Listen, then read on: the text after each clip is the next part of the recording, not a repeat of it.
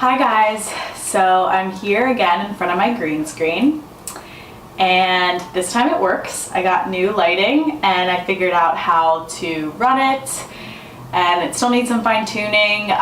Usually when you have a green screen, you have a camera that's off to the side, and that's where you can see what you're actually seeing on the screen. So obviously I don't have an image here, I'm just looking at a blank screen when I'm recording, and then I put in the image in editing. So I have a computer, but I need kind of a podium to put off on the side or something like that. Right now it's kind of sitting on, I have the computer sitting on my bed, so part of the video is me talking. It looks like I'm talking to the ground. So I need to fix that, but it's a small thing, so hopefully you guys don't mind. That's not perfect, but I just kind of wanted to get something out there. Otherwise, I think it looks pretty good. Just some fine-tuning things that I need to do, so I hope you guys enjoy. Also, I just wanted to give an update on currently what I'm doing with my PhD. I've been busy preparing for a conference. This is called Ocean Sciences. It's a conference, a yearly conference hosted by AGU, which is American Geophysical Union. And this conference is in Portland, Oregon. So I'm leaving on Saturday and I'll be there for the week. I'm presenting two posters. One poster for my Monterey Bay research for school. So that's under my ONR, Office of Naval Research, and my advisor. And then my second poster is my work that I completed at NASA this past summer. So I'm presenting both of those, and hopefully I'll get a video out with some content of what went on at the conference and talking about my posters and my presentations a little bit. But right now I just wanted to also talk about something that happened last week. I got my teeth whitened at the dentist professionally.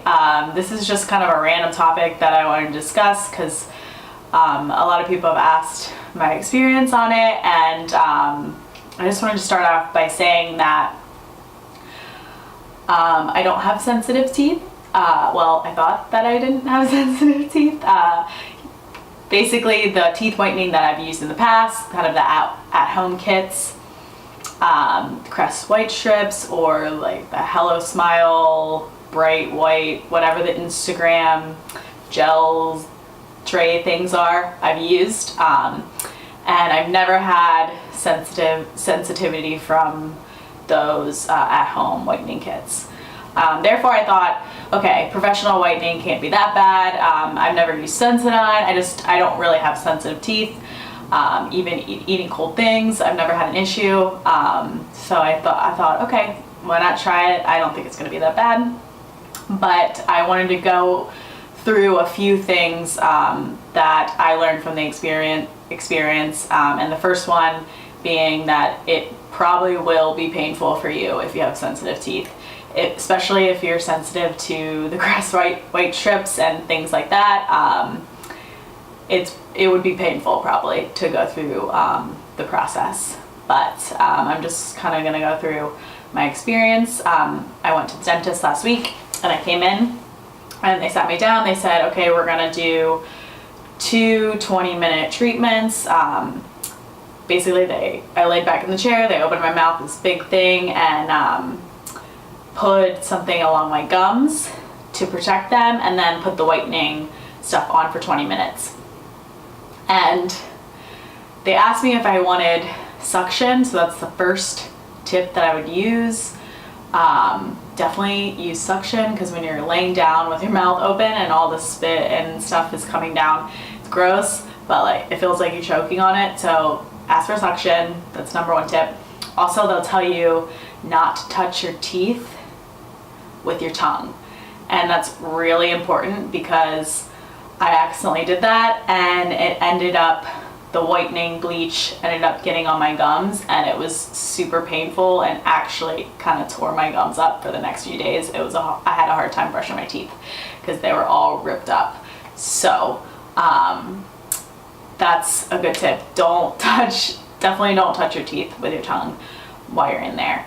And The first time around I had a few shocks. I've never experienced these before. People with sensitive teeth, apparently that's a thing that you get. Basically it feels like you're dying or having a seizure, I don't know. It's just like this extreme pain in your mouth that I can't even describe. So I had that a couple times during the first 20 minutes and then a few more during the second 20 minutes. And afterwards a significant amount for the next 24 hours. And if they would come at random times in the middle of a conversation, I would be talking and then I would have the pain and I'd be like, oh my gosh, like I was getting my glasses afterwards and I had to tell people because they were like, what's wrong? And I told them that I got my teeth whitening, so they understood. But yeah, so the shocks definitely will happen. I've never experienced them before, so you're probably gonna experience them a lot more if you have sensitive teeth. And otherwise, I recommend it. I mean, the results were great. They're much better. It's much better than at-home teeth whitening. My teeth are a lot whiter, I've noticed. I still have a few shocks now and then, which is weird, but you know, price of pain, I guess. But I would recommend it, and if you need a recommendation for a dentist in Miami, I can refer you to get the whitening deal. And just in general, they're a really good dentist. I've never had my teeth cleaned as well as I have there, so I can send you the info if you're interested. Otherwise, I'm going to get into my forecast on Winter Storm Liam coming up. Hi guys, so I'm here with your weekday forecast. Unfortunately, the groundhog did see its shadow, so that means 6 more weeks of winter, or maybe a little bit more. But with that brings Winter Storm Liam. Winter Storm Liam is in effect tonight, Tuesday night, Wednesday, and should be cleared out by Thursday. So it's a fast moving system, but Liam is bringing lots of ice accumulation for the central US and the most accumulation, 3 to 5 inches, for New England. So the system is currently in the southern US around Texas. This low pressure system of Winter Storm Liam is going to move to the northeast. So I'll talk about who's seeing the snow and ice, when, and how much coming up. So let's do a quick overview of what areas are going to see Winter Storm Liam. Now, I've shown this graphic a few times. It's a National Weather Service winter storm advisory graphic. Now, the winter weather advisories are in purple and they are less severe than the pink winter storm warnings. So the winter storm warnings have more precipitation and more dangerous conditions. But anyone in the purple or pink should be alert and aware of possible snowy, icy conditions for your Wednesday.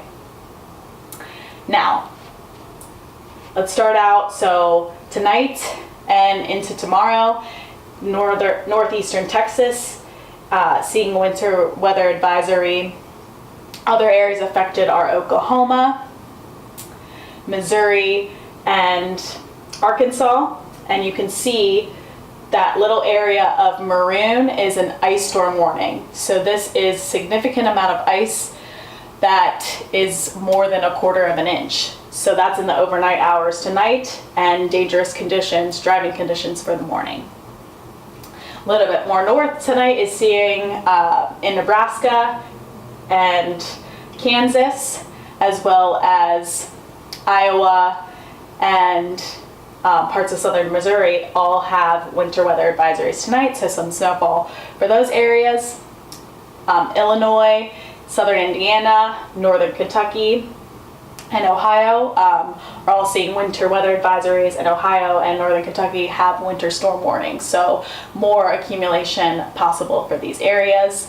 Other areas affected are West Virginia, Maryland, Northern Virginia. All of Pennsylvania has a winter weather advisory or a winter storm warning, and then New England, the Northeast, New York, Vermont, Massachusetts, Maine, all have winter storm warnings, so more snow accumulation for those areas. And I'll get into how much and when coming up. So here we have GFS, which is Global Forecast System. It's a North American model.